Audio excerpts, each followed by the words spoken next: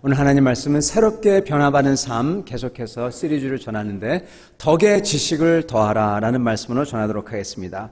다 같이 우리 베드로 후서 1장 5절 말씀 같이 보시도록 하겠습니다. 베드로 후서 1장 5절 말씀, 간단한 말씀입니다. 제가 받들어 읽도록 하겠습니다.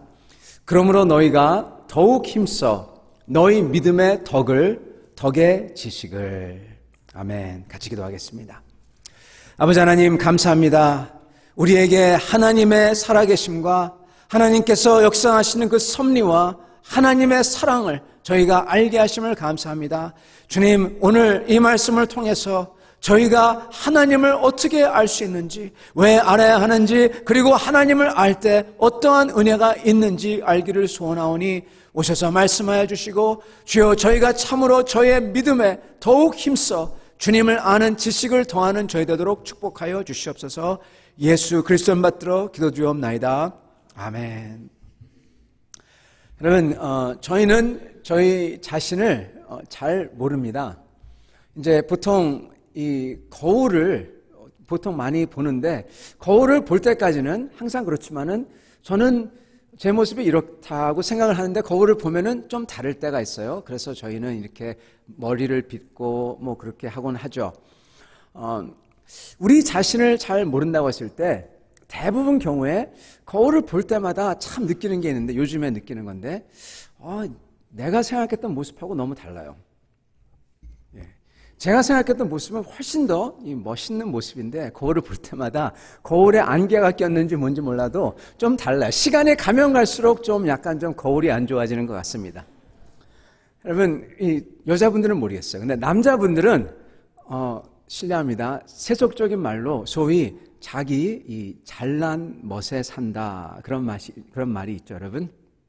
그리고 남자들은 자기가 실례합니다. 멋있는 줄 압니다. 제가 일반화해서 그렇지만 남자들은 대부분 경우는 자기가 멋있는 줄 압니다. 멋있는 건 모르겠지만 그래도 괜찮다고 생각합니다. 누가 말을 해줘도 좀 주름살이 늘었어요, 이렇게 점잖게 얘기해줘도, 여러분 그 말은 뭐냐면 좀 나이가 들었다는 얘기죠. 근데 그 말도 잘 이해 못하고 주름살이 생겼어요, 주름살 없애야죠, 그렇게 얘기하고, 그리고 누가 얘기해줘도 잘 속지 않고 꿋꿋하게 나는 그래도 멋있어 하고 믿으면서, 심지어 거울을 보더라도 거울이 좀 잘못됐구나 닦고, 거울이 좀 굽었어, 좀 이렇게 펴지면 좀 더 멋있게 길게 나와. 여러분 이거 아십니까? 우리 들어오면요, 우리 복도에 있는 거울, 저 그 거울 좋아합니다. 키가 크게 보여요. 제 화장실에 있는 거울을 보면은 그게 사진이 그렇게 그림이 안 나오는데, 우리 복도에 있는 거울은 아주 참 좋습니다. 거울을 바꾸면 되지. 여러분, 이런 말이 있죠. 내 자신을 알라. 유명한 소크라테스의 말인데, 근데 소크라테스가 그 말을 해놓고 나서는 자기 자신을 아는 방법은 안 가르쳐줬어요. 자신이 어떤지 알려면 하나님을 알아야 한다라는 말이 있습니다. 그러면 내가 진짜 어떤지 보인다. 그러면 스스로 멋지다고 생각하다가 하나님 앞에 서면은 내가 어떤지 파악이 되는 겁니다. 마치 멋진 사람이 진짜 나타나면은 비교가 되는 것처럼. 그런데 사실은 여러분, 그것도 그때뿐이지 파악이 잘 안 돼요. 그래서 자꾸만 거룩하고 두려운 하나님 앞에 자꾸만 서야 되는 겁니다. 그래야지 자기가 어떤지 조금씩 보이게 되는 겁니다. 오늘 하나님 말씀은 우리 믿음의 덕의 지식을 더하라, 그렇게 말씀합니다. 지식을 더하라. 대체 어떤 지식을 더해야 되느냐? 바로 하나님을 아는 지식을 더하라는 거죠. 하나님을 알면 하나님께서 세상에서 역사하는 방법을 알게 되고, 내 삶 속에서 역사하는 방법을 알게 되고, 그리고 내가 어떤 모습인지 비로소 보이게 됩니다. 그래서 내가 가는 길에서 나와서 하나님이 기뻐하는 길이 보이니까 그 길을 따라서 순종하면서 가게 되고, 어느새 내 모습이 주님의 인격을 닮아가게 되는 겁니다. 주님의 길을 따라가니까 주님의 성격, 주님의 인격을 닮게 되는 거예요. 여러분, 다들 이렇게 되는 여러분과 저 되기를 바랍니다. 오늘 말씀은 이 지식을 더하는 방법에 대해서 명령하고 가르쳐주고 계십니다. 많은 사람들은 좀 전에 말씀드린 것 같이 자기가 그래도 괜찮은 사람이다 그렇게 생각을 합니다. 자기가 잘한다고 생각합니다. 사실은 크리스천들도 마찬가지예요. 어느 누구나 똑같습니다. 어느 누구도 내가 악한 사람이다 그렇게 생각 안 합니다. 내가 큰 악에 일조하고 있다 그렇게 생각하지 않습니다. 여러분, 여기 계신 여러분 중에서도 저도 그렇지만은 나는 지금 나쁜 일에 일조하고 있는 큰 죄를 짓고 있는 사람이다 그렇게 생각하는 분 계신가요? 없지 않습니까? 저희는 대부분 성경에서, 교회에서 우리는 죄인이다 그런 가르침을 받아서, 원죄가 있다 그런 가르침을 받아서 아 맞아 그래 인간은 죄인이구나 그렇게 생각합니다. 근데 인간이 죄인이지 내가 죄인은 아니에요. 그건 이론상의 죄입니다. 아담과 하와의 죄입니다. 그러므로 어떻게 해서 나에게까지 내려온 명목상의 죄인 것입니다. 인간의 죄이지 내가 아니라니까요. 실질적으로 그렇게 생각하거나 느껴지지 않는 것입니다. 제가 여러분에게 묻는 것은 당장 지금 나는 지금 현재 나쁜 일에 합사해서 죄를 짓고 있는 사람이구나, 악한 일을 하고 있는 사람이고 악한 것에 동조하고 있구나, 이것을 말하고 있는 겁니다. 이게 죄입니다. 죄는 악한 겁니다, 여러분. 악한 사람이에요. 성경 말씀은 우리가 이런 악한 죄인이라고 하시는 것입니다. 지금 내가 당장 여기서. 아마 대부분은 이렇게 생각하는 사람이 없을 겁니다. 사실은 거의 모든 분들이 크리스찬이건 크리스찬이 아니건 제 자신도 포함해서 전부 다 이렇게 생각합니다. 야, 저 사람은 참 안 좋아. 저런 사람들은 지금 죄 짓고 있는 사람들이야.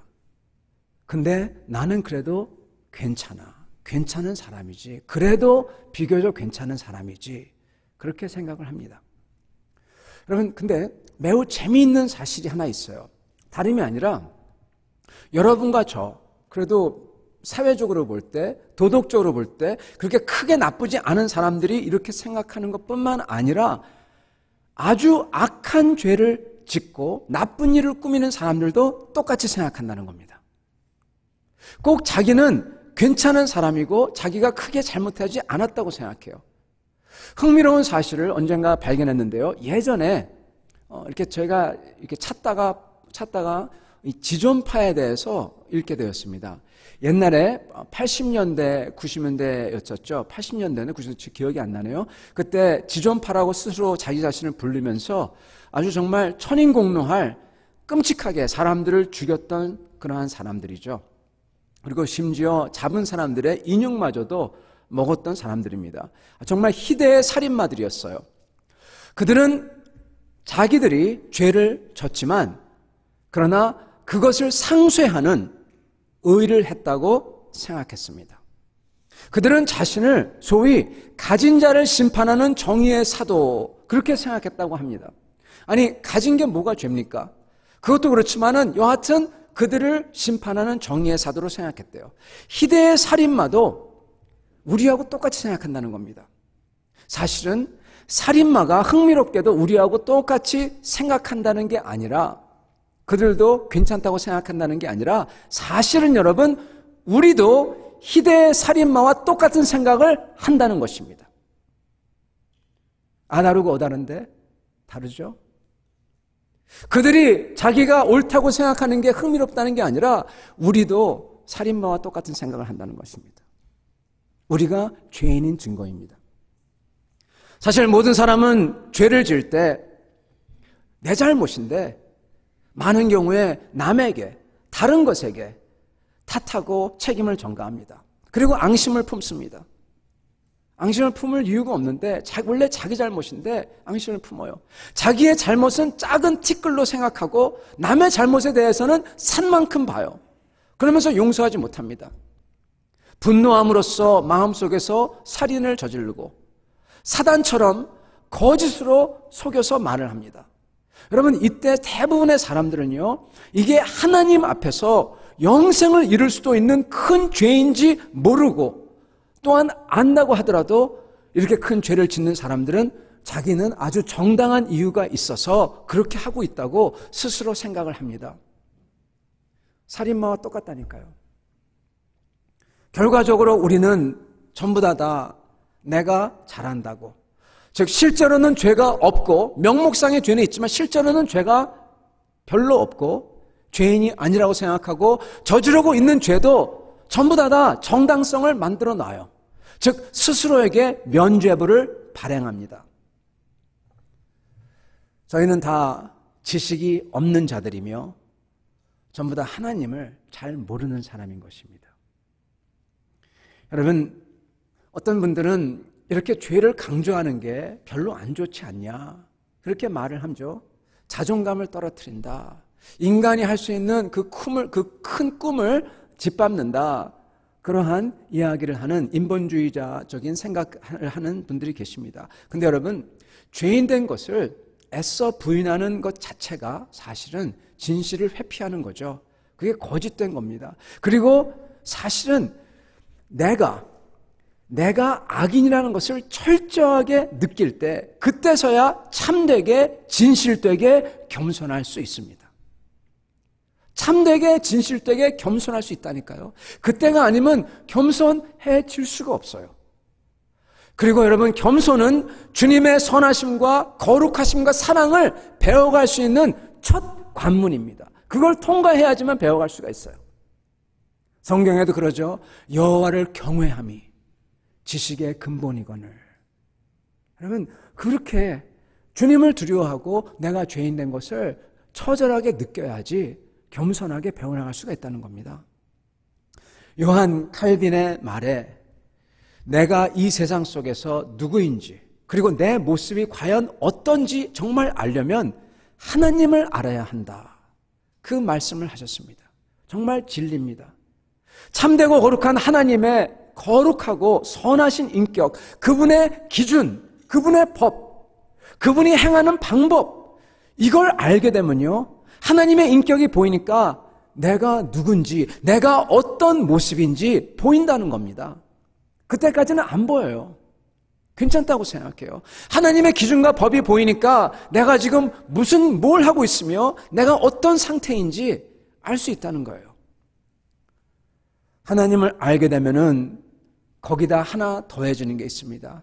하나님께서 기뻐하는 게 보이니까 내가 뭐를 해야지 영원한 업적을 쌓을 수 있는지 보이게 된다는 것입니다. 업적이라고 하면 좀 말을 약간 이상하지만, 약간 거창하지만 업적입니다. 왜냐하면 영원한 하나님께 영광을 돌려드리는 것은 인간이 감히 할 수가 없죠. 그러나 내가 만약에 영원한 하나님께 영광을 돌릴 수 있다면 그것은 영원한 업적인 것이죠. 그 법을 알게 된다는 겁니다. 뜻있는 인생을 살 수 있게 된다는 거죠.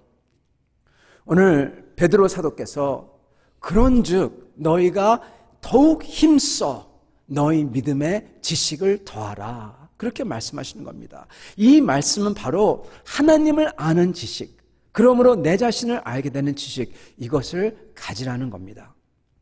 이 지식을 가져야 저희 인생 속에서 역사하시는 하나님의 손길이 보이고 이해가 됩니다. 이 지식을 가져야지 내가 겸손해질 수가 있습니다. 이 지식을 가져야지 내 인격이 예수님을 닮아가는 그 희망이 있습니다. 여러분, 이 지식을 갖기를 바랍니다. 그리고 가지는 방법을 오늘 분명히 알고 여러분 실행하시길 바랍니다. 하나님을 아는 지식을 세분하면 이렇습니다. 먼저는 주님을 안다는 것입니다. 주님을 안다. 주님을 안다는 뜻이 무엇일까요? 주님을 안다는 것은요, 주님, 그분이 어떤 인품을 가졌는지, 성격을 가졌는지, 그분이 뭘 좋아하시고, 뭐를 굉장히 싫어하시고, 그리고 그분의 뜻이, 목적이 있겠죠. 뜻이 뭔지, 이런 걸 아는 겁니다. 이런 걸 알려면 사실 생활을 같이 해야 되죠. 그죠? 일을 같이 하면은 알게 되죠. 일을 같이 하든지, 생활을 같이 하든지, 시간을 같이 보내야 되는 겁니다.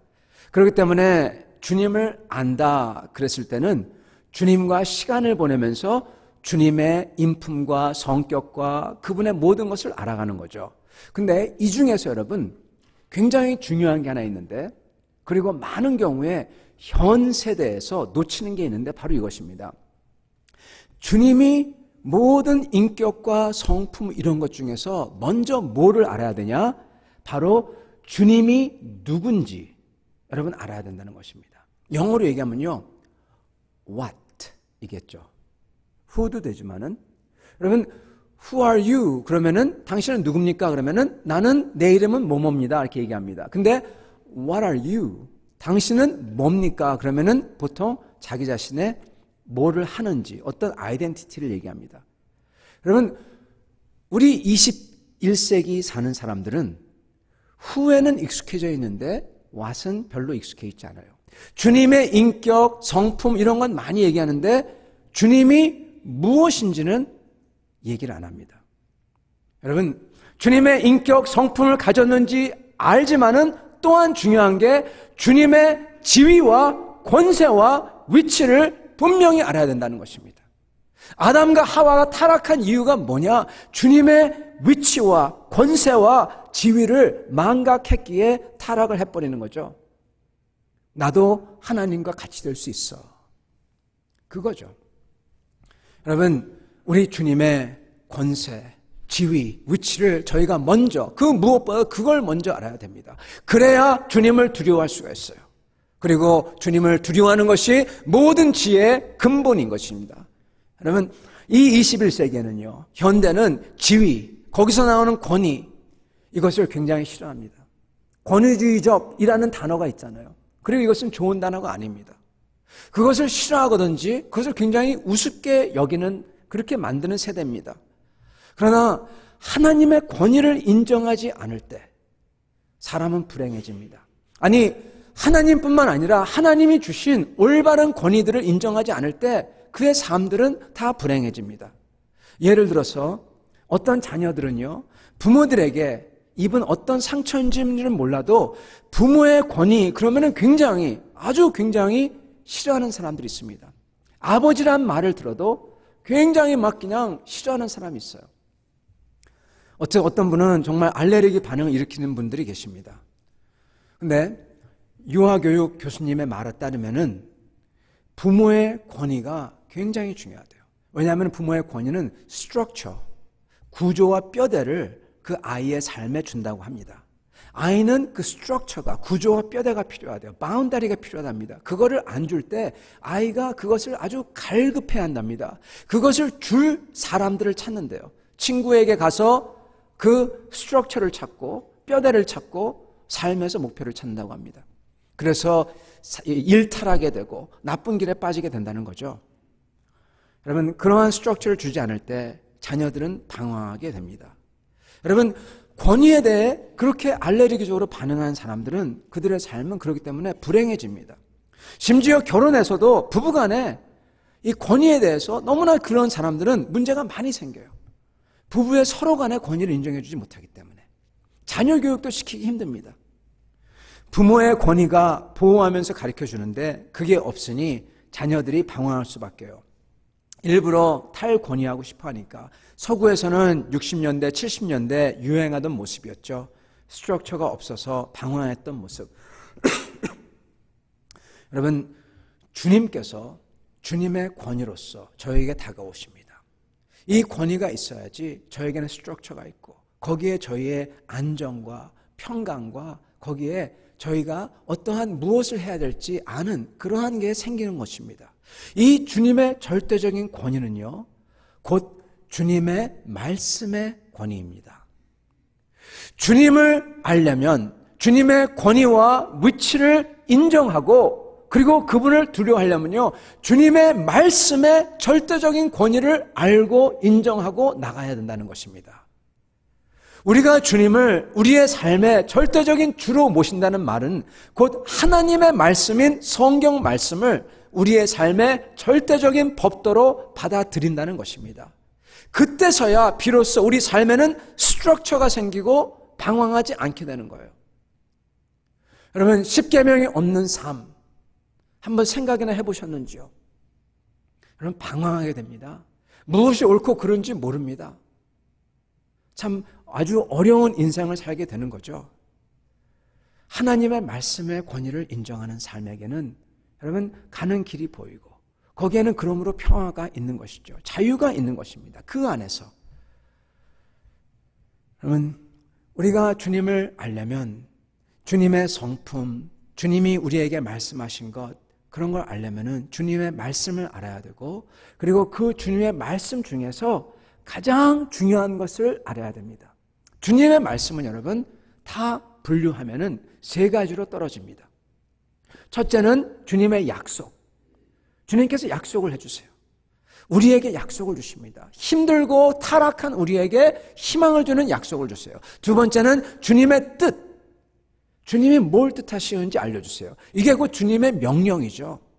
그리고 세 번째는 이것을 어떻게 하면 살 수 있는지 주님께서 모범들을, 모델들을 보여주십니다. 수많은 성도들이죠. 그것을 가르쳐 주시는 게 성경 말씀입니다. 그 중에서 여러분 제일 중요한 것은 주님의 약속입니다. 주님의 약속. 성도 여러분, 주님의 약속을 저희가 분명하게 알아야 되고 이 약속을 내 약속으로 만들어야 돼요.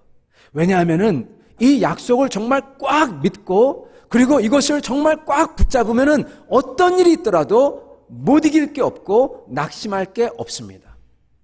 약속만 있으면. 여러분 약속이라는 뜻은요. 미래 진행형이에요. 약속이란 말은 아직도 일어나지 않았기에 약속인 겁니다. Not yet. Not yet. 그게 약속이잖아요. 그렇기 때문에 약속이 분명하면은 아직 일어나지 않았더라도 아직 어렵더라도 미래의 약속이 보이기 때문에 희망이 있고 소망이 있기 때문에 나갈 수가 있는 거예요. 흔들리지 않는 것입니다. 그런 약속을 분명하게 붙잡은 사람들은요.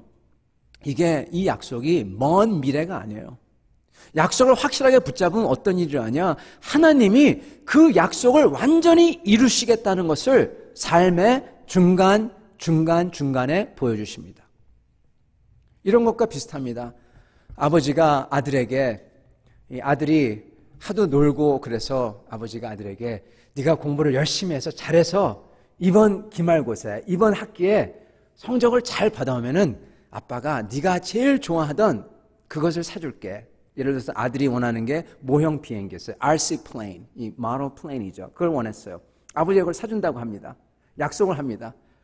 근데 그냥 그때까지만 놔두지 않고 아버지가 와서 체크하면서 잘하고 있지 등을 토닥이고 열심히 하는 것을 보면서 아버지가 기특하고 대견해서 중간에 그 애가 좋아하는 그러한 음식을 사다 주고 서프라이즈를 갖다 주고 여러분 하나님도 똑같아요. 약속을 주시는데 끝까지 있게 하지 않으시고 중간에 오셔서 격려해 주시고 토닥여 주시고 그 약속이 이루어질 것을 미리 맛을 보게 해주세요. 그런 하나님이십니다. 성도들의 삶을 보면 성경에 나온 성도들의 삶이 다 그렇습니다. 여러분 약속만 꽉 믿고 알면 못 이길 게 없고 낙심할 게 없습니다. 성경 말씀에 이런 말씀이 있죠. 항상 기뻐하라. 범사에 감사하라. 여러분 이런 말씀 들어보셨죠? 이 말씀을 들으면서 어떤 분이 이렇게 얘기합니다. 예, 기뻐해야죠. 감사해야죠. 근데 항상은 그건 좀 약간 비약한 약간 과장법이고 그냥 될 수 있으면 많이 기뻐하고 많이 감사하라는 뜻이겠죠. 그렇게 얘기합니다. 여러분은 어떻게 생각하세요? 여러분 아니에요. 진짜 항상 기뻐하라는 거예요.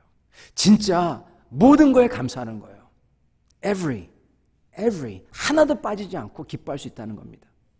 아니 그게 어떻게 가능해? 이건 과장법이 아니야? 아니에요. 어떻게 이게 가능하냐?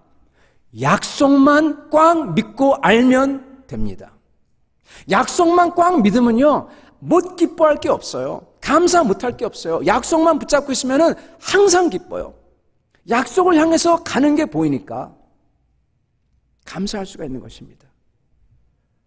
여러분 항상 감사하고 기뻐하는 비결이 바로 주님의 약속을 꽉 붙잡아서 믿어서 확실하게 가지는 겁니다. 그것 때문에 항상 기뻐하고 감사할 수 있는 것입니다. 주님을 알면 이 약속을, 주님의 말씀을 알고 그 말씀의 권위를 절대적으로 받아들이고 그리고 그 약속을 저의 가슴속에 품습니다. 그리고 주님을 알게 되면 여러분, 또한 알려면 주님의 큰 뜻인 주님의 구원 역사, 큰 그림을 알아야 합니다. 성도 여러분, 주님께서는요, 이 성경 말씀, 시작과 끝, 여기에 수천 년, 어떻게 보면 수만 년의 역사가 다 들어있습니다. 근데 이걸 우리 손 안에 내 손이 딱 붙잡을 수 있게 딱 주셨어요. 여러분, 왜 주셨을까? 이 성경은 여러분, 처음부터 끝까지 뭐가 있냐? 하나님이 당신의 놀라운 구원을 이뤄가는 하나님의 그 흐름, 그 강력한 하나님이 그 역사를 갖다 붙들고 그냥 끌어당기면서 이뤄가는 그 모습이 여기에 기술되어 있어요. 흐름이 있어요. 도도한 강물처럼 그 흐름이 있다는 것입니다. 하나님은 우리가 그 구원 역사를 알기 원하십니다. 그래서 주셨어요.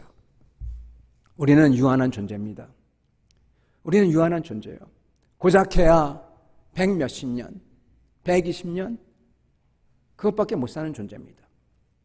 그러나 하나님께서 이 수많은 역사를, 하나님이 이루어가시는 것을, 그 큰 그림을 우리에게 주셨어요. 왜요? 우리가 알기 원하시기에. 하나님 아버지는 자기의 아들, 딸 된 자들에게 그들이 하나님의 계획과 하나님의 그 큰 빅픽처를 알기 원하신다는 겁니다. 그럴 때 여러분, 저희 안에 일어나는 일들이 it makes sense. 이해가 돼요. 이해가 돼요. 내가 어느 위치에 있는지도 알게 돼요.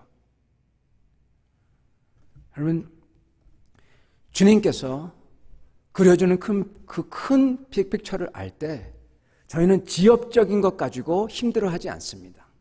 조그만 거 가지고 힘들어하지 않아요. 그것 때문에 좌절하지 않아요. 큰 그림이 그려지면, 즉 지도가 앞에 보이면 여러분, 지금 만약에 길을 잃어서 지금 현재 눈앞에 가시덤불이 나타났어요. 그럴 때 좌절하고 무서워하지 않아요. 왜요? 왜냐하면은 1km만 가면은 도로가 나와. 딱 알거든요.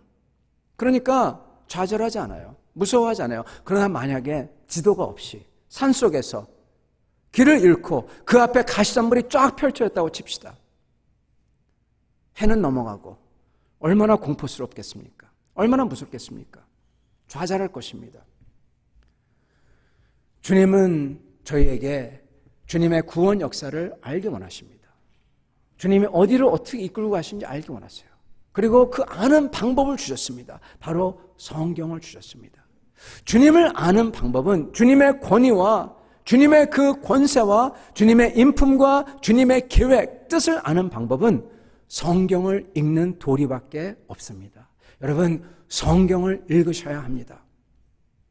시간 내서 읽어야 합니다.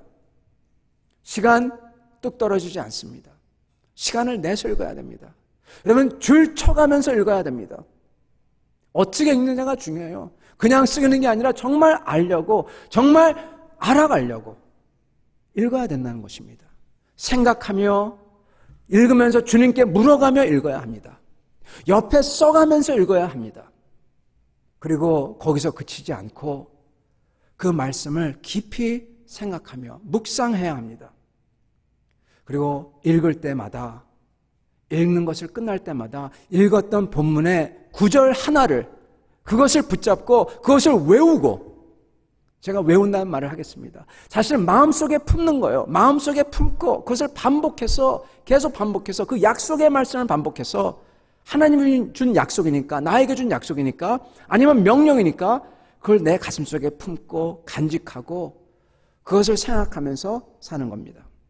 내 명령, 내 약속이 되는 겁니다. 여러분, 이 모습은 예수 그리스도와 내가 연합하는 모습입니다. 왜?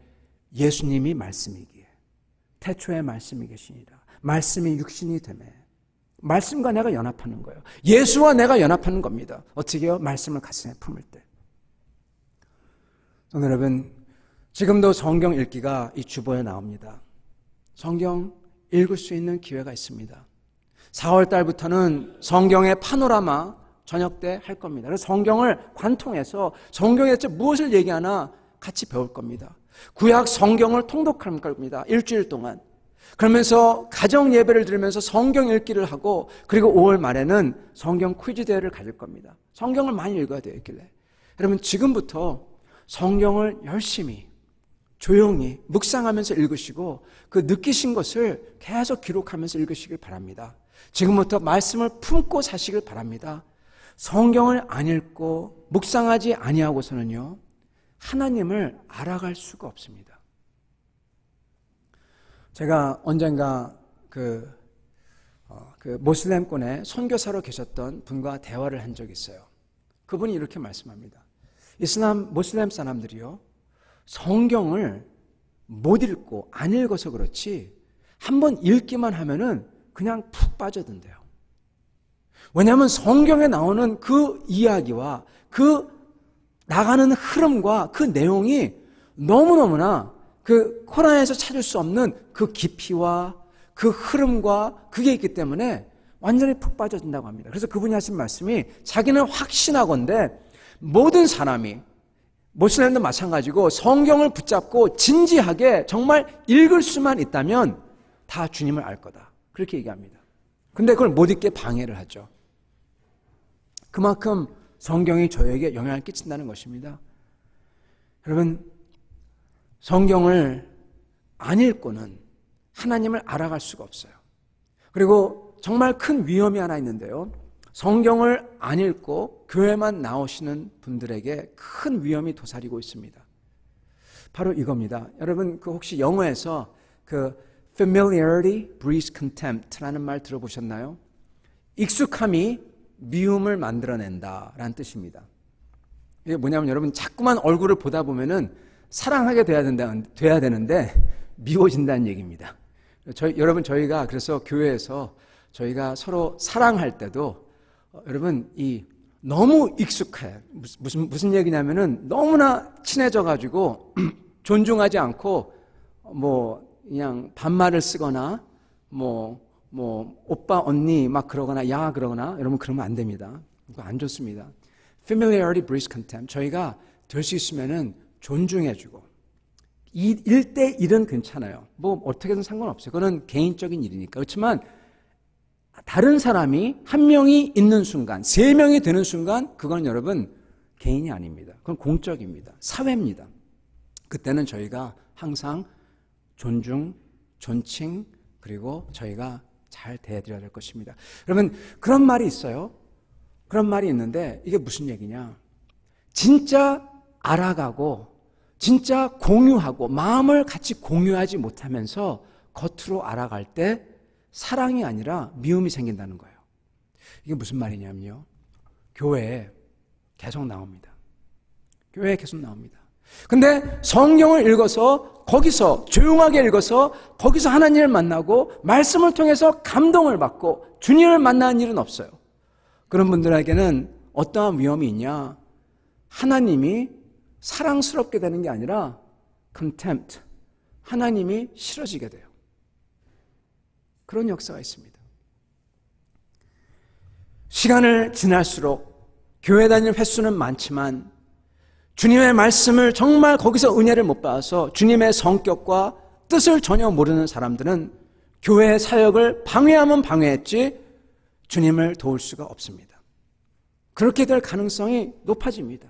마음이 강팍해진다는 것입니다. 더 쉽게 말하면요, 악한 사람이 된다는 것입니다.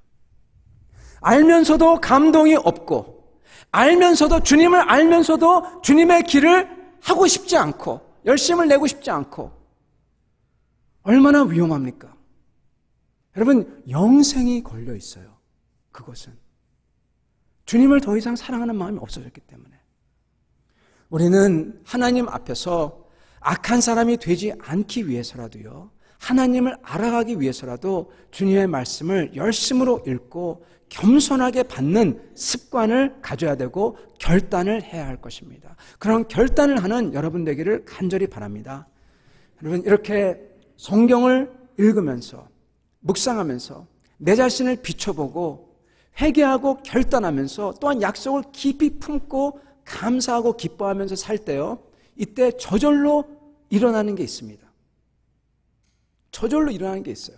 내 마음속에서 막 일어나고 이거 안 하면 막 그냥 막 너무 힘들 것 같아요. 이게 뭔지 아십니까? 기도입니다. 기도. 말씀을 읽게 되면은 주님의 약속이 있기 때문에, 주님의 그렇게 약속이 있기 때문에 그걸 바라기 때문에 가서 기도하게 되고 찬양하게 되고, 주님의 손길이 내 삶에 보이기 때문에 가서 묻게 되고, 주님 이걸 원하십니까? 주님께 묻게 되고 들으려고 하고 주님께 감사하게 되고, 아, 저거 주님이 하셨군요.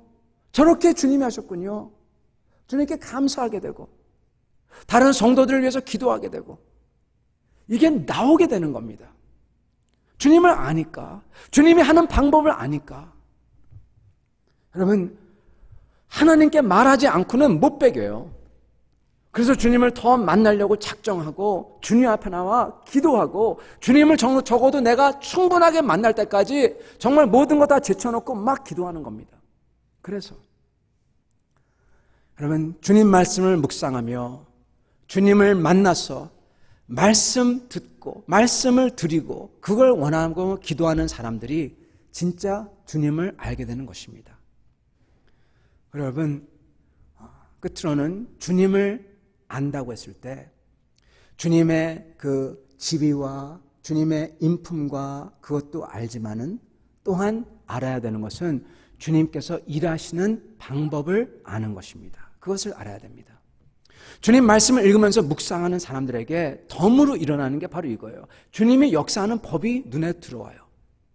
하나님을 아는 지식이라는 책을 쓰신 제임스 패커 목사님이 이렇게 말씀하십니다. 만약에 아프리카에서 피그미 부족 사람을 한 사람을 비행기에 태우다가 그냥 런던 시내 한복판에 딱 내려놓는다고 칩시다. 지도도 없이. 아니, 지도를 준다고 칩시다.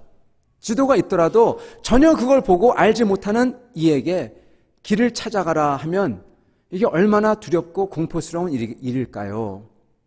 하나님께서 이 세상에서 역사하시는 법칙과 방법을 전혀 모른 채, 그런 지도가 없는 채 고통과 죄가 있는 세상에 뚝 떨어뜨려 놓고 알아서 하라는 것은 매우 잔인한 일입니다. 이렇게 말씀하십니다. 여러분, 주님이 일하시는 방법, 섭리를 모르고 살면요, 세상은 그냥 고통 아니면 쾌락, 이게 있는 혼돈에 뒤죽박죽이 돼버린 혼돈인 세상으로 보일 수밖에 없습니다. 이런 세상을 살 때는 사람들은 엉뚱한 길을 추구할 수밖에 없어요. 쾌락을 추구하든지, 아니면 어떻게든 고통만 피하면서 살려고 하든지, 아니면 소위 신들이나 다른 사람들의 눈치를 보면서 상관 않고 조용히 나만의 삶을 살려고 한다든지, 그럴 때 고통과 아픔이 불쑥불쑥 찾아올 때 이해가 되지 않아서 막 괴로워하고 혼돈과 방황 속에 살게 된다는 것입니다. 그러나 주님이 일하는 섭리를 성경 말씀을 통해서 알게 되고, 거기에 나오는 주님의 백성들의 모습, 하나님의 그 사람들의 모습을 통해서 알게 될 때 어떻게 내 삶 속에서 일어나는 일을 해석해야 될지, 이해해야 될지, 거기에 무슨 목적이 있는지, 그리고 그 가운데서 내가 어떠한 태도와 방향을 취해야 되는지 알게 된다는 거예요. 지도가 있으니까. 사랑하는 성도 여러분, 이러한 것을 알게 될 때 저희는 저의 삶을 저절로 내 삶의 우선순위와 내가 하는 일, 내가 말하는 말, 이것들을 주님에게 맞춰갈 수밖에 없어요. 저절로 그렇게 되는 것입니다. 사랑하는 성도 여러분, 그러한 삶의 모습이 시편 15편 저번 주일에 나눴던 그 모습에 나오죠. 여호와여, 주의 장막에 머무를 자 누구 오며 주의 성산에 사는 자 누구 오니까? 정직하게 행하며 공의를 실천하며 그의 마음의 진실을 말하며 그의 혀로 남을 허물하지 아니하며 그의 이웃에게 앙을 행하지 아니하며 그의 이웃을 비방하지 아니하며 그의 눈은 망령된 자를 멸시하며 여호와의 두려워하는 자들을 존대하며 그의 마음에 소원한 것은 해로울지라도 변하지 아니하며 이자를 받으려고 돈을 꿔주지 아니하며 뇌물을 받고 무죄한 자를 해하지 아니하는 자이니. 주님을 알게 될 때 주님의 가치를 귀하게 여기게 되고 따르게 되는 것입니다. 주 예수 그리스도의 그 모습을 닮게 되는 것입니다. 사랑하는 성도 여러분, 저희는 오늘 주님 말씀이 더욱 힘써 너희 믿음에 지식을 더하라, 그렇게 말씀하십니다. 저희가 주님을 아는 지식을 더할 때, 주님의 말씀인 성경을 찾아 그 말씀을 통해서 감동, 감화를 받을 때 저희는 예수 그리스도를 닮은 모습, 내가 감히 할 수 없는 것들도 행할 수 있게 되는 것입니다. 저희가 곧 또한 나누겠지만, 여러분, 우리 한국에서 어떻게 보면은 예수 그리스도를 닮은 분들 중에서 제일 유명한 분이라고 하면 아마 손양원 목사님일 것입니다. 손양원 목사님은 그의 예전에 여수 반란 사건이 일어났을 때, 그때 자기의 두 아들을 공산당이, 어떤 청년들이 그 두 아들을 죽였어요. 죽여서 참혹하게 죽였죠. 그래서 나중에 여수 반란 사건이 토벌되고, 그리고 그 아들들을 죽였던 사람이 붙잡혔습니다. 다 붙잡아가지고 사람들이 저 사람이 죽였다고 다 그럽니다. 그래서 끌고 가서, 그 당시에는 그러면 그냥 끌고 가서 총살이었죠. 끌고 가서 총살시키려고 할 때 손양원 목사님이 간절히 빕니다. 이 사람을 살려주세요. 이 사람을 죽이면, 이 애를 죽이면 내 아들들의 죽음이 헛된 것이 됩니다.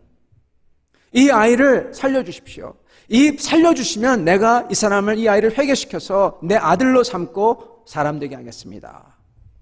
그렇게 애원을 합니다. 그래서 그 사람을 살려줍니다. 그 사람을 살려주고, 그리고 그 사람 어디론가 역사에서 잊혀지게 되죠. 근데 어느 날 안재선 목사님이란 분이 그 애양원에 찾아옵니다. 그분은 목사님이 됐어요. 그분이 인터뷰를 하는데 얘기를 담담하게 쭉 얘기해 주는데, 자기가 예전에 손양원 목사님의 영화를 보면서 정말 눈물을 흘렸대요. 특히 이 예수쟁이라는 이유로 두 아들을 죽인 그 공산당을, 그 사람을 살려달라고 애원할 때 정말 눈물이 흘렸다고 합니다. 감동을 받았다고 하는데, 근데 그 사람이, 그 안 목사님이 1년 뒤에 그의 아버지가 돌아가시게 됐습니다. 후두암으로 돌아가실 때, 그때 아버지가 병석에서 너는 목사가 되라, 아무 이유 없이 그러고 있는데, 어떤 분이 갑자기 불쑥 찾아오더니 책 한 권을 건네면서, 사랑의 원자탄이라는 책을 건네면서, 그게 바로 자기가 봤던 영화의 원본이래요. 대본이래요. 그걸 건네면서 나는 내 작은 아버지다, 그리고 떠나갔답니다. 나중에 알고 보니까 이 안 목사님의 아버지가 바로 그 손양원 목사님의 입양된 아들이었어요. 두 아들을 죽인 사람이었던 겁니다. 그것을 깨닫고 이분이, 그 손양원 목사님이 입양했던 그 아들은, 자기 아들을 죽였던 그 사람은 목사가 되려고 했지만은 그 죄책감 때문에 평생 괴로워했다고 합니다. 그래서 자기의 아들은 이 안 목사님을 목회자가 되라고 그렇게 얘기했다는 거예요. 이유도 얘기 안 해주고, 이유를 얘기하기가 너무나 부끄러워서.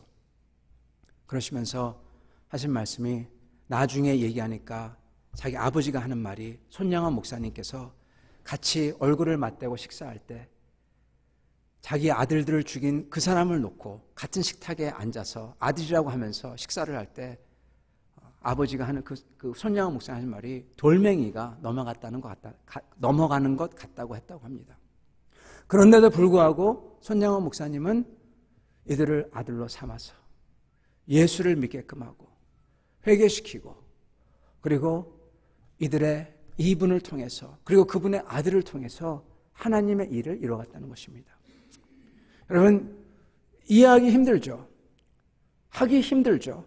그러나 여러분, 주님을 알아가고 주님을 따라가는 사람은 주님께서 이 모든 것을 다 가능하게 해주신다는 것입니다. 주님을 닮아가게 해주신다는 것입니다. 주님을 아는 사람이. 사랑하는 성도 여러분, 주님을 알아가기를 바랍니다.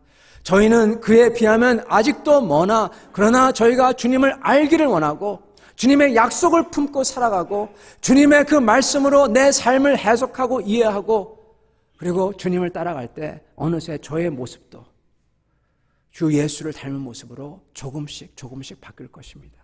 그러한 여러분과 저 되기를 예수 그리스도의 이름으로 축원합니다. 같이 기도하겠습니다.